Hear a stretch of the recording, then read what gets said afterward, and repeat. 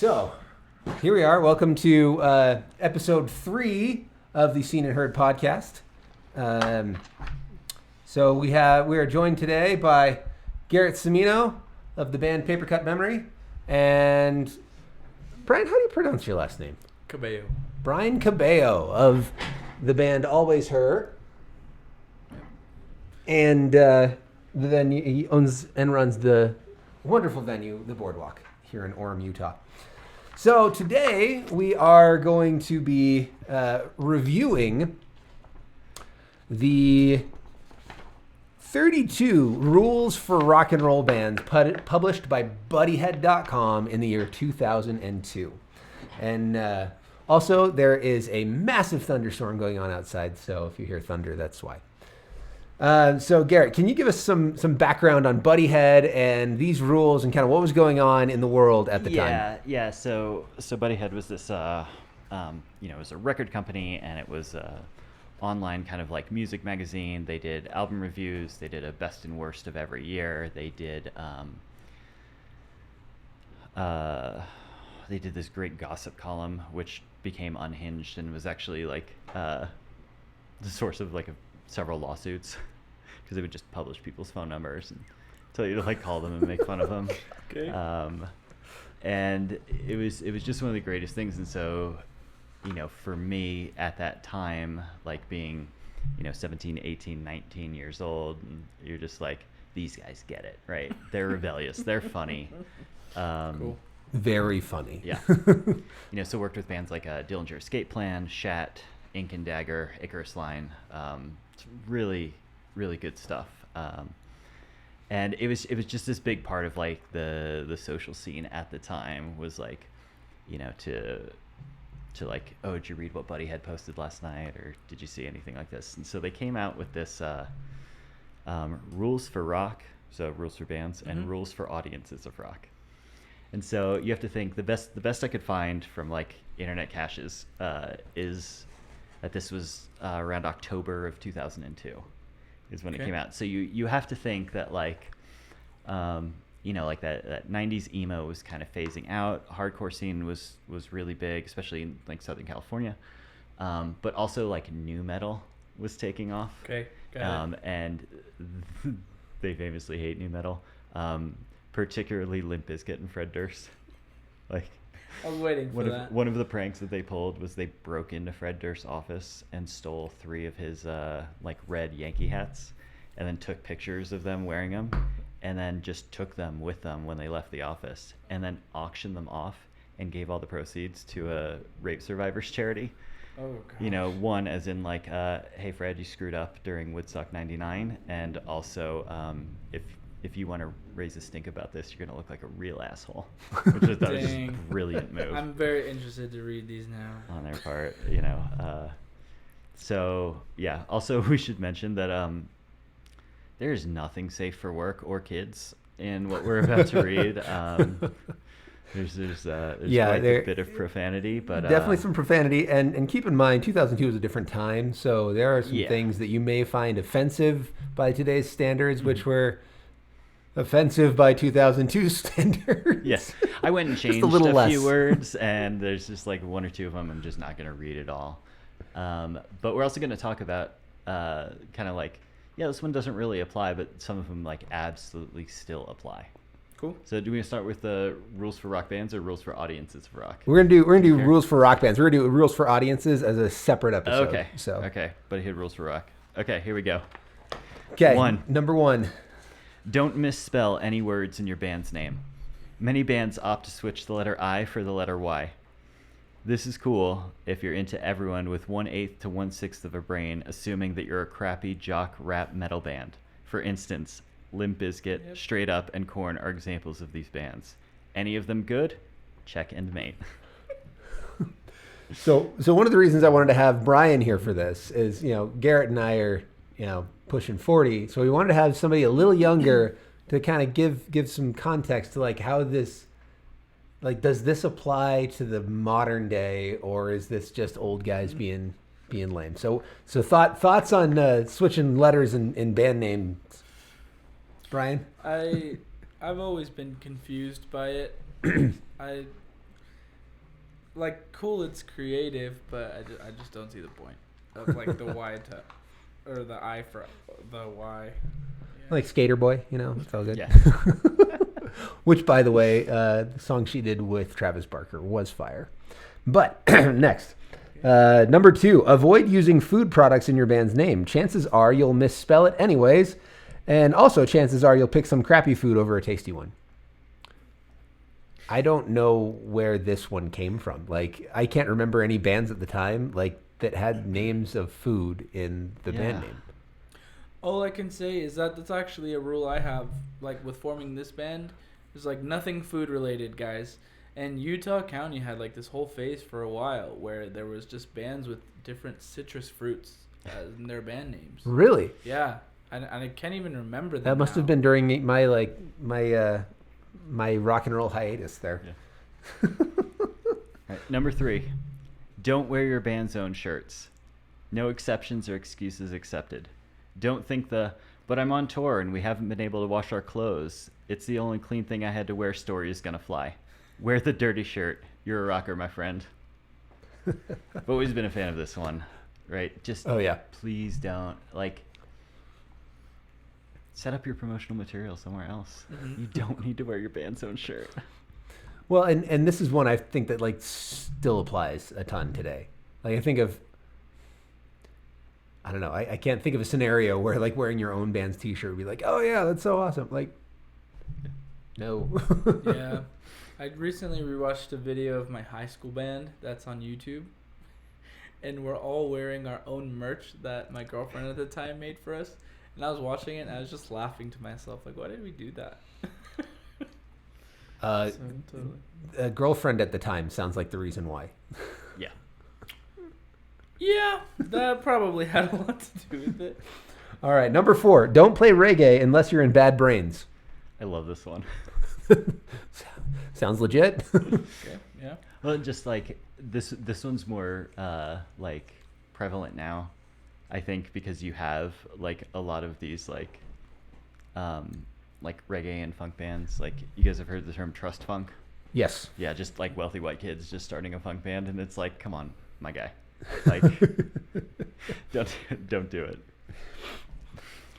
Hey, 5. Cowboy hats are for cowboys only. That is why they are called cowboy hats. You aren't Madonna, nor are you trend-setting. And unless your main transportation is a horse, just don't wear a cowboy hat or you're a total poser cowboy. So is this a jab at the Village people, or another one? I don't remember cowboy hats really being worn much outside of NSYNC. No, there was that, but I also think you had those bands like Three Doors Down, right? That kind of we call it divorced dad rock. Yeah. Right? Puddle of Mud. Yeah, puddle. Yeah, so the whole divorced dad rock movement, they would try and pull this off. Okay. And unfortunately, divorced dad rock still won't die, and I hate it so much. I hate it so much. Ugh. Okay, next. This one here is a no-brainer, and it's mainly, but not solely, directed towards the ska bands. Do not insert the name of your genre or something related to your genre into your band's name. You don't see any good bands attempt this, except Metallica, but they have songs about Satan, so it's cool. The best solution to this problem is to not start a ska band in the first place, because not only are ska bands just itching to break this rule and prove their dorkdom, but nobody's scoring gash with a ska band. Anyway, sorry, the printing's kind of fuzzy. Okay, so ska, is that still a thing? It's got to be a thing somewhere. I also think it won't die. So 10 years ago, I played a show with a ska punk band in Portland, but that's the last time I've had any interactions with ska. Now, don't get me wrong. There's some ska bands that I'm still big fans of. Mm-hmm. I think they did it well. The Suicide Machines were always great. Less Than Jake was always great. But those were punk rock bands. Oh yeah. That just had a little bit of ska, and and when you think Operation Ivy, Rancid, right? It was a huge part of the punk rock scene, and I'm fine with that. We're talking about I don't know what the correlation was between ska bands and golf, but it was strong. Like Golf? Yeah. Okay. Yeah, I don't know if it had to do with the band Five Iron Frenzy, but like they all just like wore like golf attire the whole time. That's all I think of.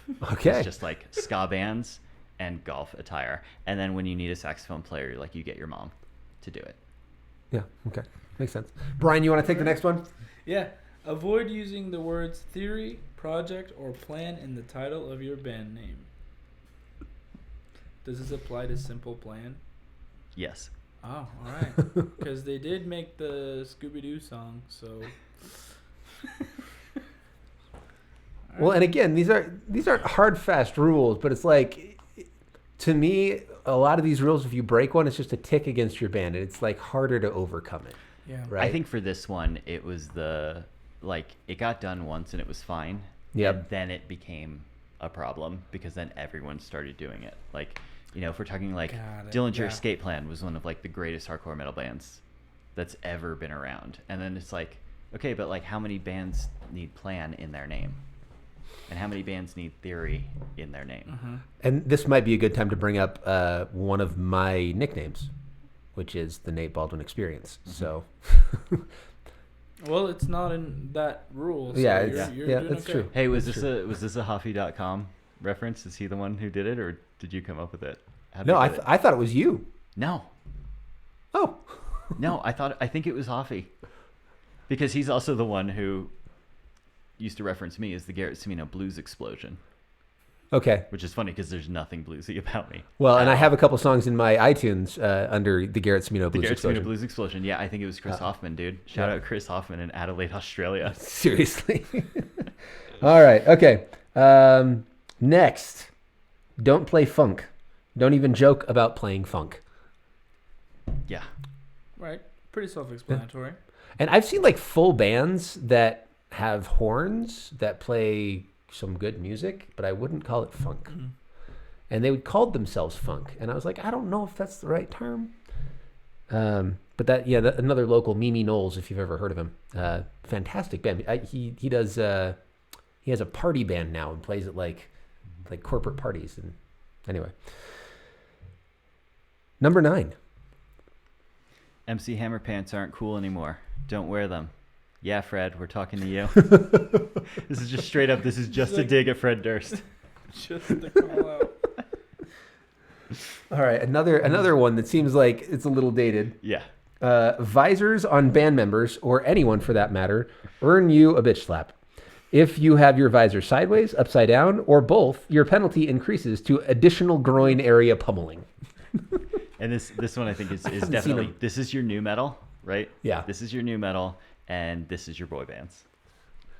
Yeah, totally. Yeah. Safe to say, I don't think I've seen anybody wearing a visor for a good 15 years.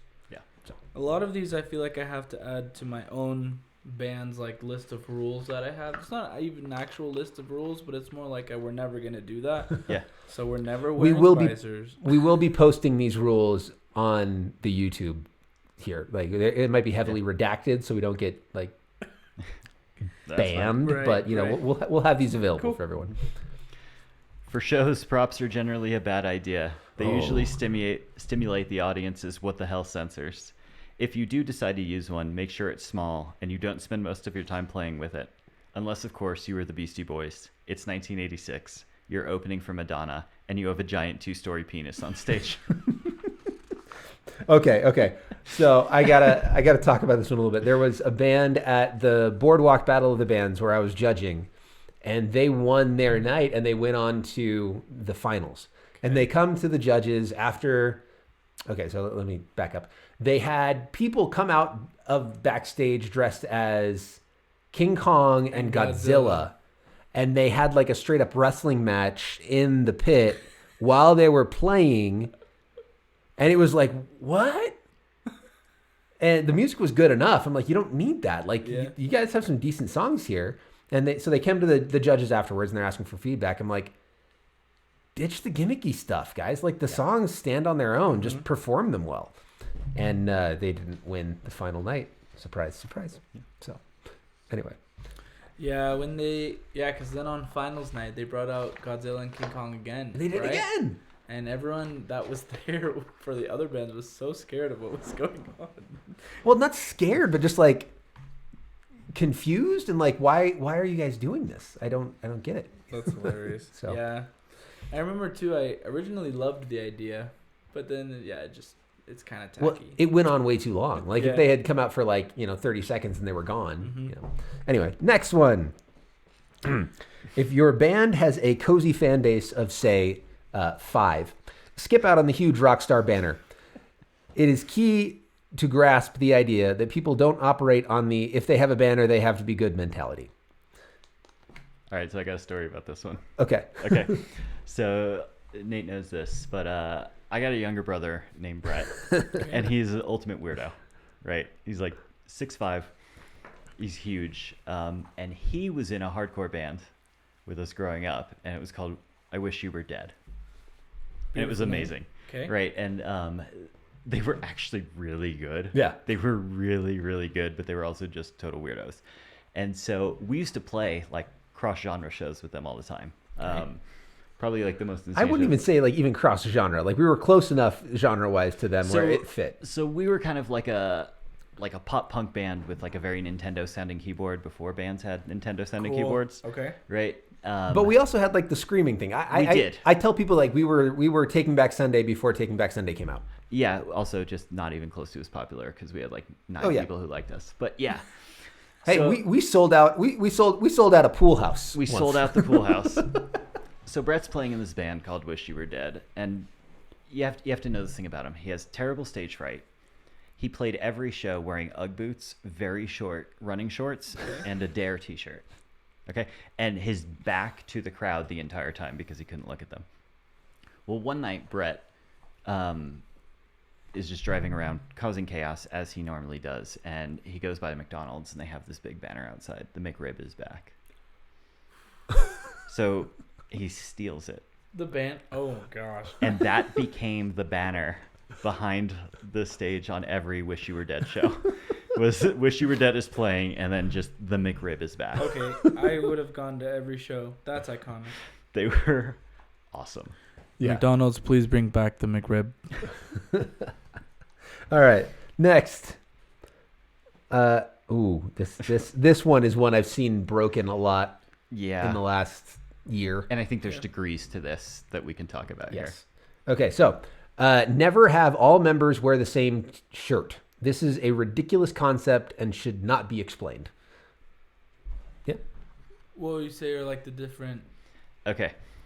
If you're a rock and roll band and you got like 4 people on stage wearing black t-shirts, 4 people on stage wearing white t-shirts, it's just like a very plain thing, fine. Okay. Right? I don't think that's breaking the rule. Oh, I no, don't no, think no. that's I don't in think that counts as the spirit same of things. shirt. Like, Right. I think we're talking that like, we're all 4 going to wear our own band's t-shirt, or we're all 4 going to wear a Selena Gomez t-shirt because we think that would be funny and ironic. no, I think at the time though, you had a lot of bands that were like, "Oh, we're all going to wear the same button up." Yeah. Right. That's no. Right. Like a golf Yeah, I shirt. can't see. I've done that.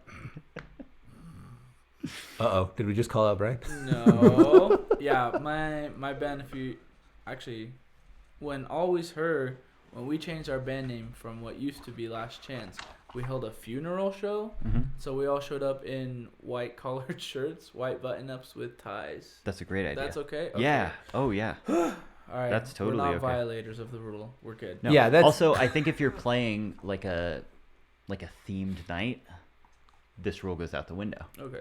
Cool. I think what this is talking about is like throwing back to the 50s and 60s where it's like, oh, here's your band. Oh, you everybody get the same matching suit, you know? Oh, Yeah. got it. Okay. So it's less about like having a cohesive look and more about not being a stodgy old, like Got it. your mom bought all your shirts because she remembers going to shows, Yeah. like that type of thing.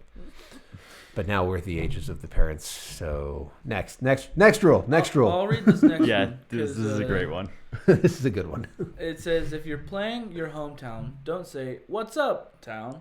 This phrase is reserved for the out-of-town and or touring bands. You might make them mad by stealing their pep speech. Go ahead and read 15 too, because they're attached. If you're playing outside of your hometown, don't say, "What's up, town?" This phrase screams, "Shoot me in the face." So just don't ever So say, just don't ever "What's say- up?" to anyone. And to expand on this, town was the best town of the tour. Don't say that either. We Yeah. all know you said that at the last Like, town, we all know and you you're said saying that that at the every next night. town. Yeah. Okay. 16 is one of my favorites. Preaching is for church. Shut up and rock. Dude, like, I cannot tell you how many live sets have been ruined by somebody deciding that they're going to preach something at me. Mm-hmm. Like, you have a message, great. Put it in the song. If the song's good enough, then maybe it'll connect with somebody. Like, you telling me all of your things you want to preach at me, it's not going to change my Yep. mind. Like, and all you do is you alienate half the audience, right? Because you're going to have Exactly. half the audience that agrees with you, half the audience that doesn't. And all the people that don't, all of a sudden, they're not going to be your fans. Like, Exactly. but if you leave it for the music and they like the music, well, maybe that song will get through to somebody at some point and your message gets through. But Absolutely. yeah. There was a band during the pandemic that I got really, really into. I got all my roommates into. When the pandemic finally lifted, they did a tour. They came to Salt Lake. We all went to that show, and it was like the best show ever. We were in the very front row up in the Ogden Amphitheater area. We were in the front, like at the barrier. It was so cool. But soon after that band got really vocal about politics and stuff. And like, I see to an extent, like, if you have a platform, share your views a Sure. little bit. But they were just like shoving it down people's throats, and their followers would just dip every day, and it was a little sad, and I'm not that into them anymore. Well, let's just say it from this standpoint, right? If you have a 45-minute set time and I want to hear your songs, Exactly. don't take up 2 songs worth of time talking about anything. Yeah. Don't take 2 songs worth of time like Mm-hmm. tuning, right? Or playing with the prop that you brought on stage. Yeah. Well, I will say take the time to tune because you will ruin the songs by not being in tune. But Yeah. that's. But also practice tuning so you do it faster. This is also a plug for Baldwin Guitars. We make guitars with Evertunes, so you don't have to tune. So, go buy one. Cordless guitars are only okay if your first name is Eddie, your last name is Van Halen, and you kick ass at playing guitar with a power drill. If this is not the case, don't venture there. Okay, this is one of those ones where I think technology has come far enough Yeah. that a wireless system for your guitar is less taboo than it was I agree. in the past. Yeah. There are technological things that I think are taboo that should be cause for cause for being kicked out of the scene. But Amp modelers? I wasn't gonna say it. I'll say it. But wireless, I feel like there's a place for that now, just because the back then it cost so much money to get one that it was like a kind of a really douchey flex, and now it's like you can pick one up on Wish for $30. and it's no big Exactly. deal. Yeah. Or Amazon. Yeah. Yep, or Amazon. Yeah. Yeah, like the over at the boardwalk, you know, we got those stairs that come in from the front lobby that go down into the venue. That same band that did the Godzilla and King Kong, something they did really well and I thought was really cool was the lead singer / lead guitarist. He came down those stairs from the top just soloing into their first song Yeah. to start off Rad. the set. So Yeah. it's definitely like less weird and less of a douchey flex if you Yeah. do it now. Yeah. Yep. Well, there we go. I seem to have coined a phrase. I can read that next one. It Douchey says, flex. playing your guitar up by your neck makes you look like a geek. Period. If you need an example, take a cue from a few of the greats. Look at Slash's guitar height. Or maybe take a peek at where Duff let the bass rest. Or possibly look at just how low Chris Novoselic, thank you, rode his rock axe. Yeah, that I think playing your guitar really high up is definitely coming up with just what's popular right now with indie rock and stuff like that. You see a lot of these bands You like still look local like a bands. dork. Yeah. Yeah, so You can't have the guitar too low as well, though. Exactly. Too low is yeah. I actually had this discussion with my own bandmates. I looked at my lead guitarist, was like, "Hey man, lower your guitar a bit, you know, it's just for me." And then I have that speech with him like once a month, and slowly it's getting lower, but not too low. Well, and I feel like with all these things, it's a question of showing people a better way. You know, like One of these days we were gonna have to do an episode on all of the awesome clips of people rocking out like crazy on stage and giving incredible performances, and then comparing that to what we see on a any given Thursday at Velour or whatever whatever local venue we want to talk about. And Guitar Height's one of those things. Like Yeah. even John Mayer, who's like, hey, I'm gonna be a blues rock guitar, like even he has an acceptable guitar height, Right. So I want to take this next one, Nate, because I really need you to read number 20. okay. Okay, 19. If you play bass, make sure you have only 4 strings. If you play guitar, make sure you have 6 or less. Oh gosh, yes. If you play drums, know that if your set looks like something Tommy Lee would play while hanging upside down, you're a jackass. You do not need 12 cymbals. Again, this is very like the new metal, right? 7-string guitars just came out. It was a brand new Even thing. like the good metal and good hardcore bands that Yep. were part of the scene were still just playing 6-string guitars. Oh, yeah. And, like at most they were like down tuning a full step. Yep. Right. It wasn't this like. Well, and if you need to go down further, there are baritone guitars. Again, available soon at baldwinguitars.com. There are baritone guitars if you need to get lower. So it doesn't. I don't understand the 7, 8, 9 string guitars. Like it's just, yeah. Okay. Yeah, I will never understand it either. I mean, I get it. You want it to be lower, and you want to have that lower, genty style to it. But again, baritone if you can't detune your guitar enough. Next one. Gold hardware and or wood stained anything is a no-no. Ditto for anything neon. Ooh. Yeah. Okay. So do you want to tell them about that giveaway you're doing? yeah. So right now we're giving away a neon green guitar at baldwinguitars.com. Very similar to the neon pink one that I play. Yeah. I feel like this is just the style thing that's changed. The stained wood thing, I get it because Paul Reed Smith was just getting into vogue at the time, and Paul Reed Smith is its own barrel of problems. So I think he's calling out the Paul Reed Smith guitars specifically. But yeah, I tend to agree. Like if you look around here, there's a handful of wood stained guitars, but like all the ones I like and play are all solid. Yeah. I do the wood stain thing because people like them and they sell, and the gold hardware, I don't think there's anything in this whole there's 20 some guitars down here. That was a gift. Yeah. I'm just saying There's one guitar with gold hardware in here, and it was an a gift. ES335. It's nice. It was a gift from my uncle, and Yeah. I don't know if it was a gift or it's like a, hey, hang on to this and maybe I'll need it back one day. So I don't know. Anyway. White cordless mics were used by Vanilla Ice. Don't travel the same road. I can tell you a really disappointing experience I had, and it's okay. I went to Warped Tour in the late 90s in Ventura, California, which if you're going to go to Warped Tour, Ventura was the best city to do it because they had it right up there on the beach. It was literally on the beach. Yeah, so like... The fence, on the other side of the fence was sand and then waves. Yeah. So no like dying of heat like you would in every Just other go Warped to the Tour. yeah. Yeah, it's just like a nice breeze. And I was really, really stoked to see the Juliana Theory. Still one of my favorite bands. Still They a did great break one band. of the rules. Yeah, they though. broke yeah. rule number 7. They did. So. They did. But I think they did it before this came out, and that's Yeah. who wrote. Yeah, who they no, wrote I the think rule this about. was Warped Tour like 99. I know I was driving, so it was either Warped Tour 99 or Warped Tour 2000. Okay. But yeah, and the singer for Juliana Theory came out with a headset microphone. Oh no. Like that Bobby Brown used to wear. And I had such a hard time with it. And I just had to keep reminding myself, like, you used to be the guitar player in Zayo. You used to be the guitar player in Zayo. I still can like you. But it was weird because they weren't even playing a main stage. It was one of the smaller side stages. So another. Oh man. Oh, that camera's dead. But another side note about Juliana Theory. I saw them at Kilby Court recently. Mm-hmm. Kilby Court, which is, for those who don't know, a garage.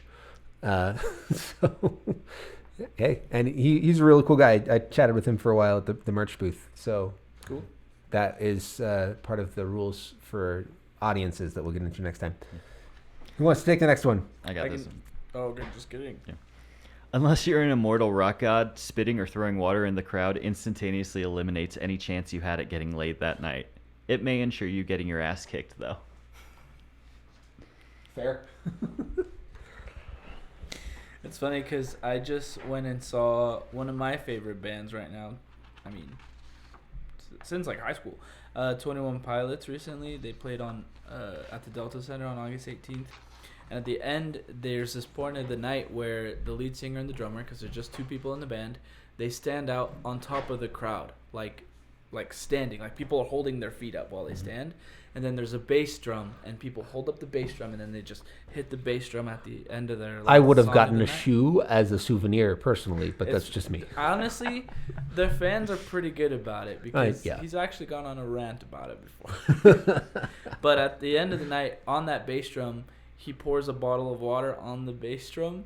Except when he did it, he didn't finish it all the way, so he just threw the bottle, and water went everywhere. And so I posted that clip on TikTok because I recorded it on my phone, and someone was like, I wonder what someone's going to do with all that water that he just threw away.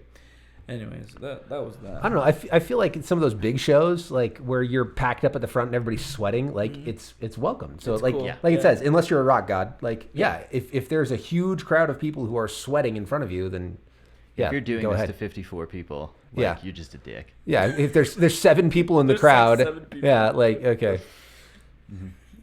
Next, covering new wave songs, oldies, or current top 40 songs means your band sucks. Mad horse dong. The hey, wouldn't it be funny to cover that In Sync song and make it punk idea is about as funny as a knee to the crotch.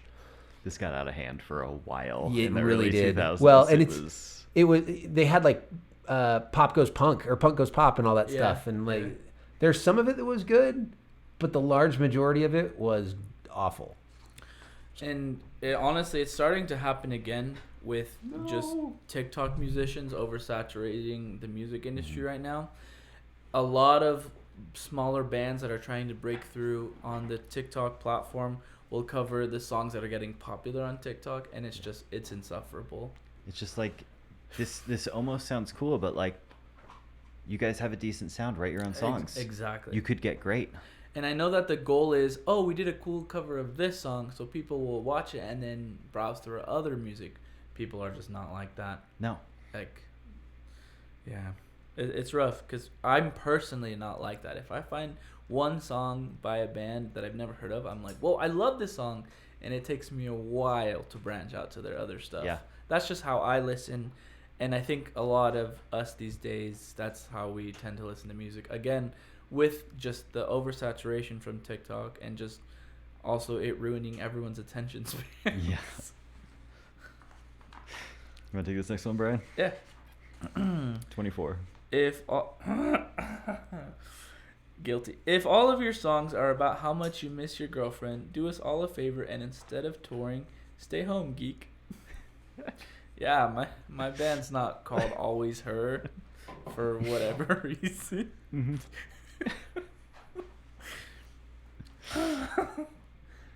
Oh, I need to share that with the band. Actually, that's hilarious. But you have a band, you have a song about Halloween, so That's true. Yeah. they're not the- all about how much The you miss your EP we're girlfriend. gonna drop soon is definitely very like different topics.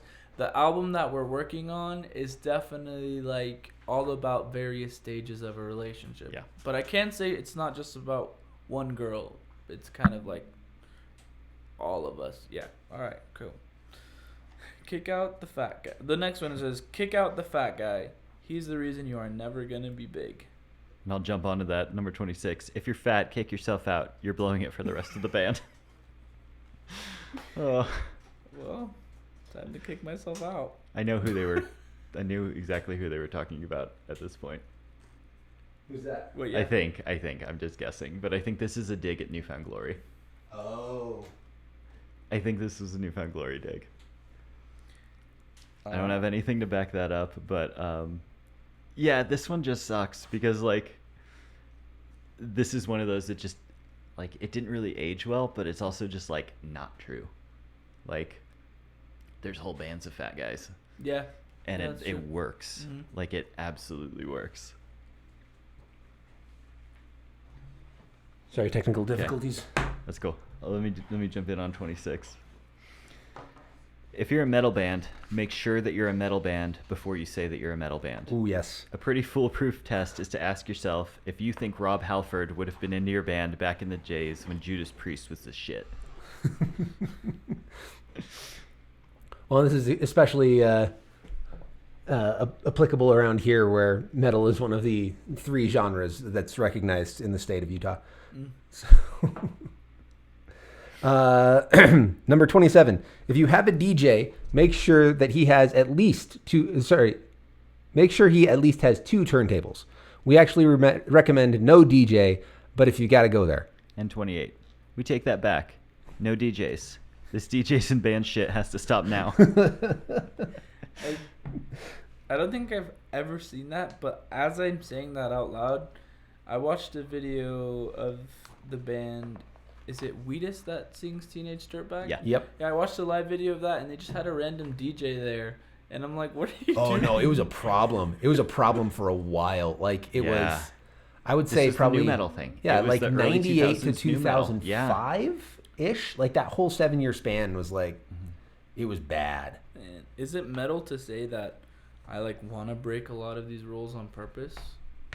I think that's pretty punk rock, right? That's rebelling, but it would also mean that we're agreeing that Buddyhead is the establishment, and therefore we're bucking the trend. But since they were pretty punk rock, it's like. Well, that gets into a whole long conversation about who's rebelling against what in the modern day, because there's a lot of establishment that was established by anti-establishment people. Also, I guarantee that we're overthinking this. I don't think there's a ton of deeper meaning behind this. Oh, I think a few of the guys at definitely Buddyhead got real drunk one night and were like, let's write some of these ideas down, and then just boom, publish to the website. They're just like, this would be funny. Yeah. Yeah, and I think that a lot of this is applicable and a lot of it isn't. I was 17 when this came out, so a lot of this is very, it's stuff that I have applied to how I think bands are cool over the years, and I think it needs a revision. I think we might need to do a seen and heard rules of rock bands at some point. Yeah, that would be hilarious. That would be fun. All right, I'll do number 29. Yeah, make sure the camera's on you. Shave. Beards equals blowing it. Okay, so where's the rule on that? Because I don't think this was before beards were cool. yeah, that's what I was gonna say. Because that whole, it's that whole beards what's the word I'm looking for? The whole idea of beards being cool shifted within the last 10-ish years, right? And I'd say 20. And I wonder if this was more of a dig at new metal. Maybe. Because you have to think. I remember I remember one of the first times I saw Hot Water Music in 98, 99, and I'm just like, these guys don't shower and they don't shave and they're doing the double singer thing, and this is the coolest thing I have ever seen in my life. Yeah, because the new metal at the time, it was all about the goatee, right? Think System of a Down, Got it. that type of thing. Got it. Yeah. So I think that's more what they're talking about, not the full manly beard. But then again, you had Commander Riker from Star Trek long before this came out, and he was all like, beards are very manly, and we have a long and established tradition of bearding and all that. So, Yeah, because I know I could not pull that off. Under this, I am a baby. So oh, seriously! I have no jawline. So if I shave my beard, my face goes straight to my neck, and nobody knows where my face stops and my neck begins. That's why, it's important. That's funny. Okay, next. Don't wear backwards baseball caps unless you're the Beastie Boys. Okay, Garrett, you want to take 31? Yeah. Use a pick. If you play slap bass, you need your fingers broken. I'm now realizing how many of these are just digs at the new metal scene, and I'm not even mad at it. No, I agree. I don't think I've ever really, outside of somebody playing bass by themselves, I've never enjoyed slap bass. You put slap bass in a band with a full band, it's we don't need a third lead guitarist. Okay, like just Yeah. play the bass. You know? Okay, and the final one. No, we got two more. 32 and 33. Oh, 33 is not on my list. Oh, I also don't have 33. okay. Oh. Then yeah, you guys do 32. I'll do 33. I'll do 32 here. Don't tell the crowd what they can and can't do. You're not Fugazi. If you want to be a cop, get off the stage and go join the police academy. Champ. Yeah. Nice. I like goes it. with the whole preaching from on stage. right? Agreed. Yep. Yeah. Okay, so what's 32? 33. Ready? And 33. Brian, you're gonna like this one. I think this also speaks to you both as a musician and a venue owner. Okay. Unless you're the headliner, you shouldn't be playing hour-and-a-half sets. Keep it short. The idea that, hey, these people don't seem to like us. Maybe they just didn't like those songs. Let's play some more until we play one they like is never accurate. Get off the stage. Oh my gosh. We want to go home. That's definitely still applicable. I don't even remember who it was, who the bands were. I remember at the venue, like at the boardwalk, there was one night that this band just played for like an hour and a half. And all of my staff kept like spam texting our group chat. We're like, is someone gonna tell them to get off? I'm like, guys, you have full power to tell them to get off. But none of us knew what to do because they just kept going. Like there weren't even pauses for talking in between. They just kept going. And so as part of the document we send out to bands, it's very clear, like 30 minutes, unless you're headlining, 45. Yep. That should be it. It should be local bands, 30-minute set. Mm-hmm. Headliner or album release, if you're playing the whole album through, Exactly. 45 minutes, because that's how long an album probably should be. Give or take, yeah. Touring bands, you get what you get. Well, and I definitely think it's a situation where if you're really that good and you have that much material and you actually want people to hear it and you think they're going to love it, save some for later, you know? Like, give them 25 minutes, have them go home and say, I love that band, I want to look them up. I've just never understood the Or I long can't set wait thing. to see them next time they come through town. Oh, yeah. Or, Exactly. if we're talking about, a local band, it's like, okay, I saw them play at the Boardwalk in Utah County. I see in 2 weeks they're playing up in Salt Lake. I'm driving up to Salt Lake to go see them. Yep, Hoping you'll hear some new stuff. Yeah. exactly. Well, joke's on them because most local bands don't have new stuff 2 weeks later. We're playing all the songs we have every night. All right, well, that has been Buddyhead's 33 Rules for Rock Bands, Rules of Rock. It's been a fun trip down memory lane, and I really do think that we should write the revised version here Yeah. at Seen and Heard. So it's been awesome. Thanks for joining us, and rock on, my friends. Go play some guitar. Thanks, guys.